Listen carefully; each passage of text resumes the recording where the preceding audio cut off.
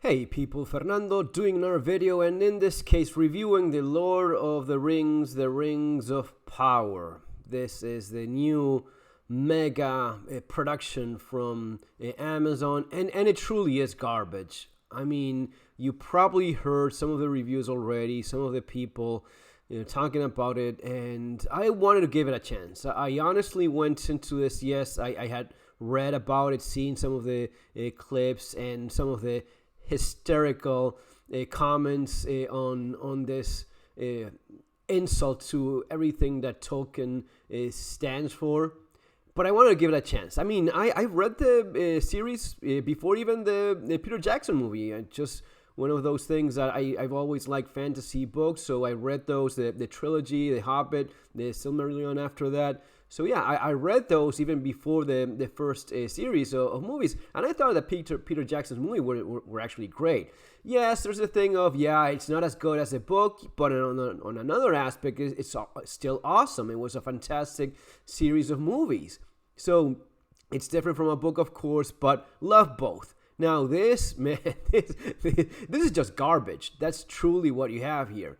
So you have a mixture of things. You have laziness. You have people not making use of what Tolkien actually left in terms of, he left an entire world of possibilities in terms of, if you want to go with that route of you must have people of African descent in the movie, then you have material created by Tolkien that does include them. You have an entire world you can make use of, but they chose not to. They chose to make the laziest, most pathetic attempt of appropriating a beloved series, a beloved world in the fantasy genre. So how woke is it? Well, it is ridiculously woke, up to a point where every single couple that you see in the first couple episodes of this series, they're all interracial. So there's the dwarf that is married to a black dwarf, which, I mean, how is it that you have black dwarves and white dwarves, and they have, the same origin? You make no excuses, no explanations for any of that. There's just no reason for that to be that way. And the fact, of course, that there's no dwarf women in Tolkien's own words, you just cannot tell female from male in his vision of what dwarves are. But let's forget about that.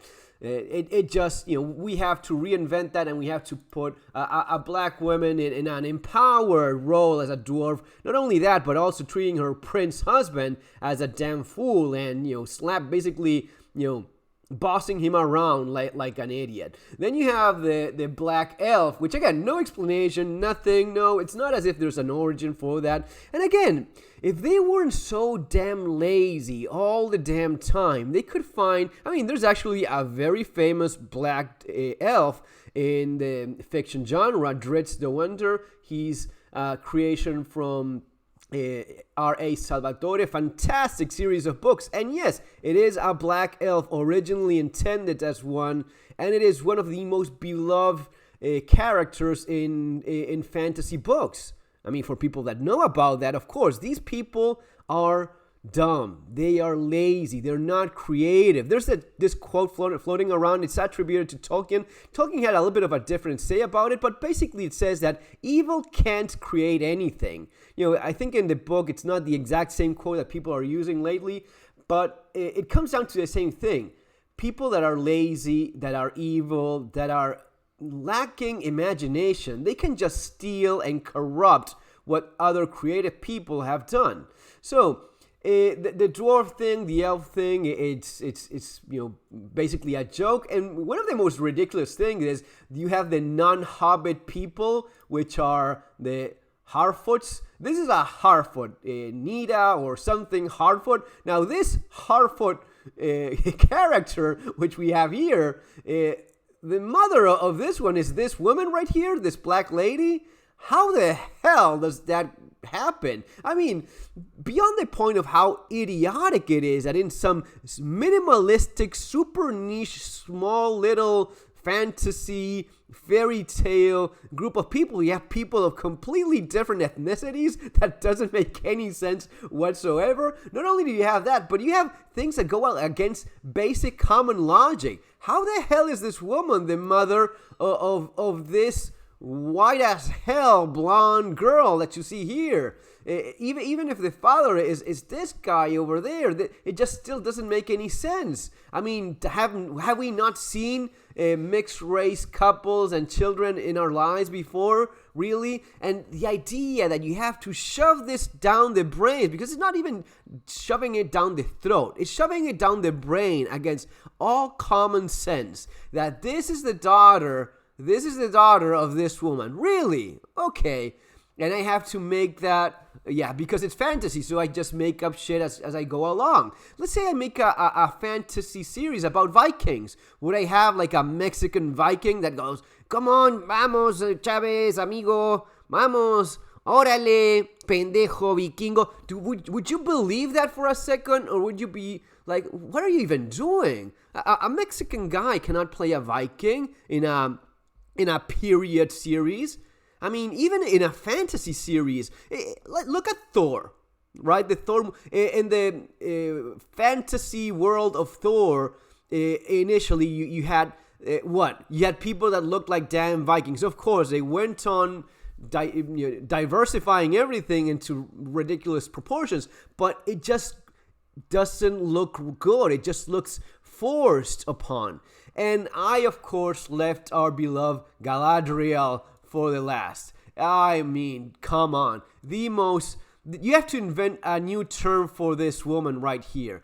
This is it's a Karen Sue. So she's a crying, complaining bitch that is unbearable through the entire first 2 episodes. She is bossing around people all the time. She does not smile to save her life. She is just unbearable. One of the most least likable people you could think of. I don't know what it is. It is the face. It's her acting. It's the script. You just can't stand her. She has to be always better than all the men and all the males around her, and she just jumps through the air like fucking Superman and slays ogres and dinosaurs and monsters and gods and whatever is put in front of her. All of these scenes, all the women bitching and complaining about the males that are right next to them, bossing them around, treating them like fools, and the men just shutting up. What kind of prince, what kind of dwarven prince would take crap like that? It just doesn't make any sense. Here you have the elf that is also in a relationship with a white woman, and this is, I mean, how many of these are there? Is there anything that is not, put through the lens of gender politics in this series? Of course not. But also the problem is that this is just bad. It's boring. I barely managed to see through the first one. The second one, I fell asleep. I'll be honest. It was kind of late, and I just fell asleep. It was just too much. And then, the following day, I tried to watch it again, and I fell asleep yet again, halfway through. First half an hour, fell asleep, and had to go back and watch it again. It is just too much. It's just stupid. This woman, who could ever think that anyone would have any positive reaction to this unbearable Karen Sue? She's perfect, but besides being perfect, she's always with that nasty stare of hers, looking down on everyone and everything around her. Everything is effortless for her. She literally jumps out of a ship that is literally going to paradise, to Elven paradise, just to pick up a dagger and go back to fight the enemy that hasn't been there for apparently a century, but in her heart she feels it just has to be there, and because they killed her brother.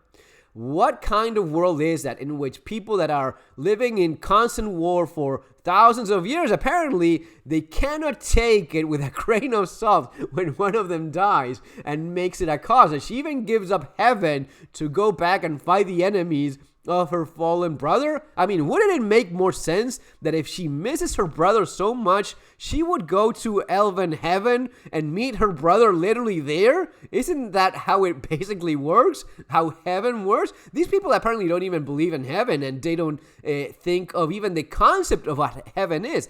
There's a scene where she's standing there in that little raft, and she's pulling on a rope, doing literally nothing. Then when she jumps out of the ship, out of the boat, she starts swimming across the damn sea and just happens to come by a raft. The raft gets attacked. She's not even breaking a sweat as she's swimming for what, days in the ocean? And she just looks like a complete nasty, angry bitch at the people that are supposedly going to be saving her life, with the most awful Karen Sue stare you could think of, just looking at them like as if they owe her. That's the raft there. She never even gasped for air. She's always perfectly in control of everything and everyone around her. She is just impossible. It is one of the most dislikable characters I've ever seen anywhere.